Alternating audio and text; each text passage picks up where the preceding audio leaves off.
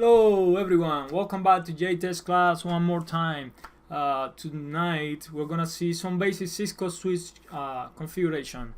The objectives of today will be connect two PCs with a Cisco Switch on Cisco Packet Tracer using the correct cables.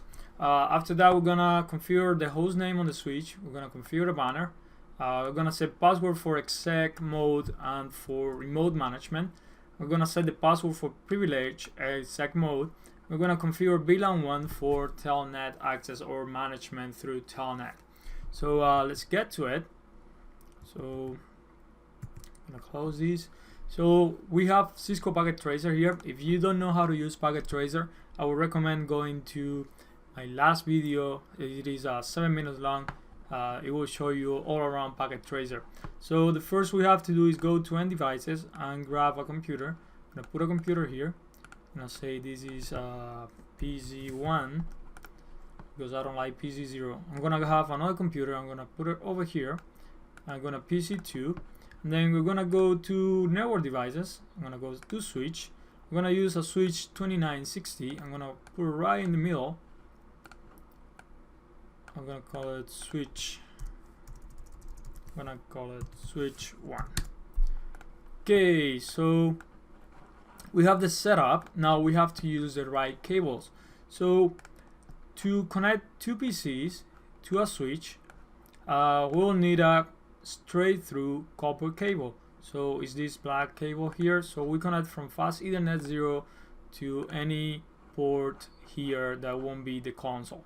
So we're gonna use port 1, then we're gonna use port 2 to PC2. Now we need to give IP addresses. By default, you don't need to configure anything on the switch. It will allow the connectivity between the two computers without you having to set anything on it. So if we go to IP configuration and we say that this PC will have 192.168.1.5 with a mask, a subnet mask of 255.255.255.0. We don't specify the file gateway because we don't have a router, so we don't have to define a default gateway to go to a different network. We will be on the same network. So we're gonna go to PC2 and we're gonna give it an IP of 192.168.1.10. The last one was 5. The same subnet mask because they are on the same network. Default gateway, no, because we don't have a router.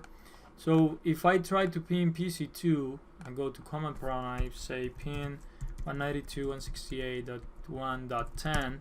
Well, by default, I don't have to do anything on the router to have connectivity between the two computers. As we can see, we have a replay. We have sent 4 packages, received 4 packages.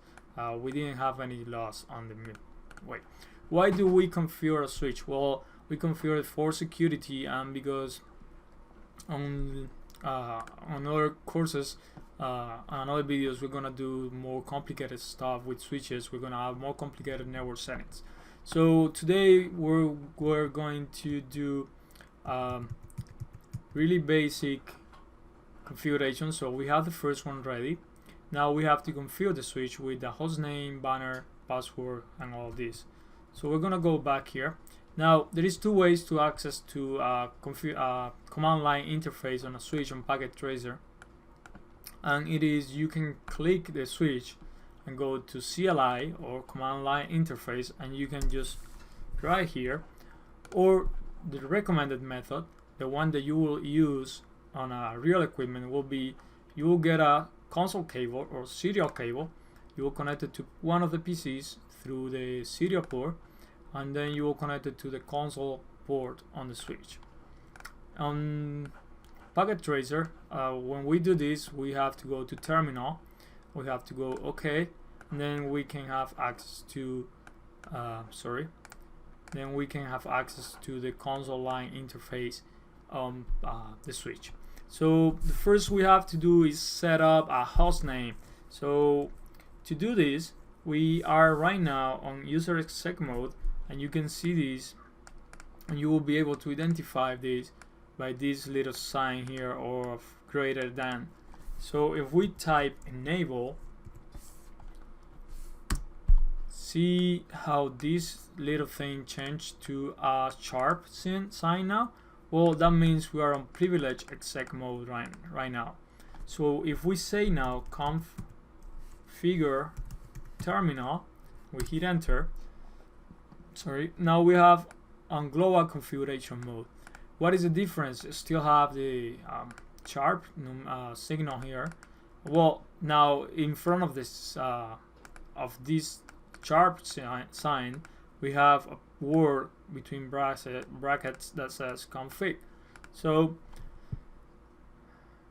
sorry, I'm not sure if those are brackets or not. Whatever. So now we have on global configuration mode because of that. So you will always know where you are because there will be something here that will tell you where you are. So to configure a host name, well, we need host name. How do we set up a host name? You can always go to your best friend help. You can search here host name. How do I create a host name? There is nothing here that says name. Oh, there's one here that says host name. It says set systems network name. So it will set the name for this device on the network. So if we say host name, we're gonna call it switch 1. So whatever name you want to put here is the name it's gonna have now. So if you can see here, the name before was switch, now is SW1. So we changed the name. Now we need to put a banner on it. So to put a banner, we'll go back to our best friend help, and we can find here banner, and defines a login banner. What this login banner does is it tells to whatever person is trying to access your switch from remotely or from console that there is only authorized people to access this switch, and if they are caught trying to access the switch and they are not authorized, they can be they can be a severe penalty by law. If you don't have this, if someone tried to access your switch and you don't have this banner, then you can do nothing about it. So this will have legal implications. So we say banner MOTD. MOTD means message of the day, MOTD, and then you can do @ you can do sharp, you can do $, you can do percent sign, you can do any sign here, like even this. You can say authorize access only. Now whatever sign you use at the beginning, these signs will be used to denotate that whatever is inside them will be a text, and that text will be used as the banner.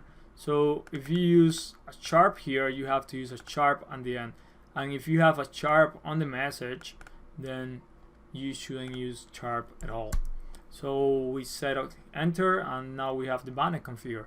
Now we need to set password for user exec mode, and that will be this first mode here when we type enable. To do so, we need to enter into the line console 0, and inside there we're gonna set password. We're gonna say the password will be Cisco. So we're just saying create a password, or we're gonna assign a password, and the password will be whatever you want. In this case will be Cisco. We hit enter, and then we're gonna say login, and what this login does is it will ask for the password, so no one can access without the password.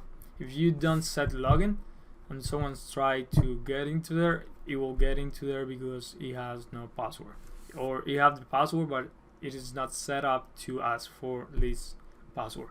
So after that we can say log sync, and this log sync, what it does is it will continue the line. Sometimes you have like interfaces will turn up or turn down, or there will be a problem with the interface, someone took the cable out, and a message will generate in the middle of what you're typing, and then it will break whatever you're typing. So with log sync, what it does, it will generate that message, and whatever you were typing will be come on the bottom of that message, and you won't lose what you're typing or break, or it won't break. So we'll say log sync and we just say exit, and now console line 0 will be configured. Now we need to set a password for privilege exec mode, and that is the mode when we say enable, that it changed here to a sharp sign. So all we have to do is say enable, because that's the mode, and then if we type help here, we can use either a password or a secret. What a secret is a password, but it will be encrypted, while a password, it will be just a regular text password. So we're gonna say password enable secret, and we can type any kind of password we want here. So in this case, I'm gonna use class. So we say enable secret class, and now if I exit here, if I say N, it will exit right to privilege exec. If I say exit again, it will take me out of the switch or take me out of the login. So now if I set enter, we have the banner here, and then it will say user access verification, and it will ask me for the console 0 password or user exec mode password, and we say it was Cisco. So now if I type enable, I hit enter, it will ask me for a password again, so it will be class. So in the case that someone finds out the password for console 0, they will have to know the password to enter in the privileged exec mode that will allow them to do more stuff on the switch. So we're gonna go back to conf.T or configure terminal, and now we have to encrypt all the passwords. So if we exit here and we show running configuration, and you just hit space to go more, we can see the password of console line 0 is text clear here. So if someone does show running config, they will see any password we have. So we have to go to conf.T or configure terminal, and then we have to say service password encryption, and what it does is it will encrypt all the passwords on the running configuration, so when you show run, you won't see the passwords as a plain text. So now we just need to configure beeline 1 for telnet. Beeline 1 is not a virtual it is a virtual interface, but you don't have to create it, because by default every switch will have beeline 1 on it. When I mean every switch, I mean every Cisco switch. To access to it, you just have to say interface VLAN and the number, that will be 1. So now we just have to assign an IP address to it. So we're gonna say IP address. We're gonna use 192.168.1.2.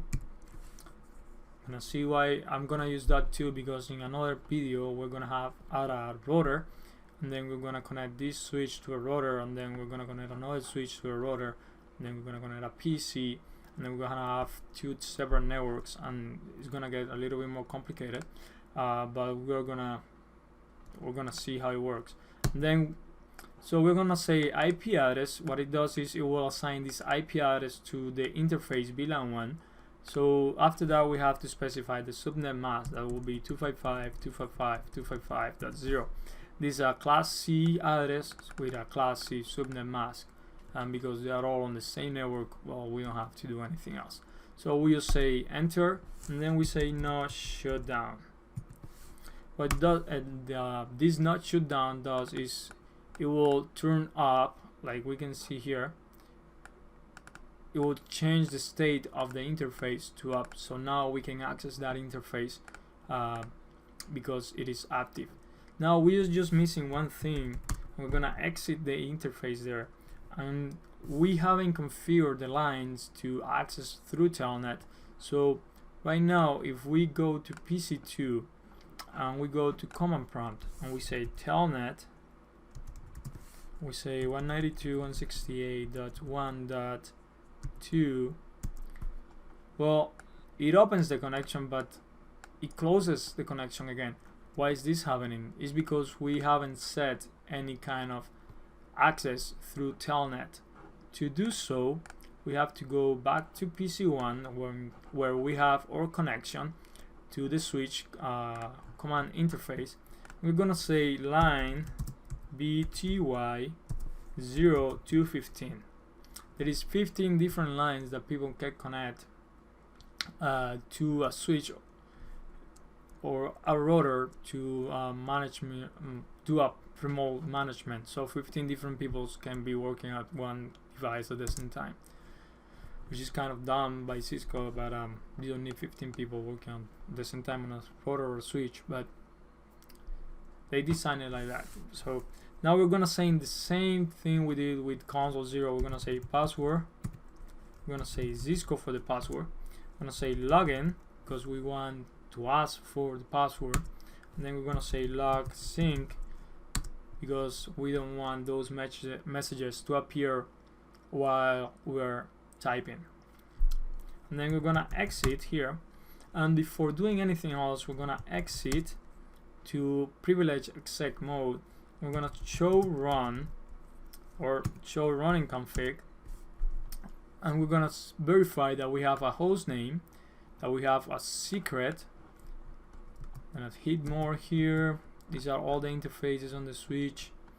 We have interface VLAN 1 with an IP address and a subnet mask. We have a banner. We have line con 0, so it will ask for a password when you connect with trying to access the switch, and it will ask for password with BTY 0 to 4 and 5 to 15. So now if we completely exit,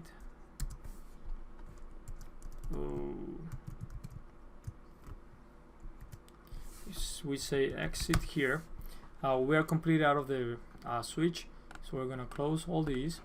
I'm gonna go to PC2 again, and we're gonna go to command prompt. We're gonna try the telnet again.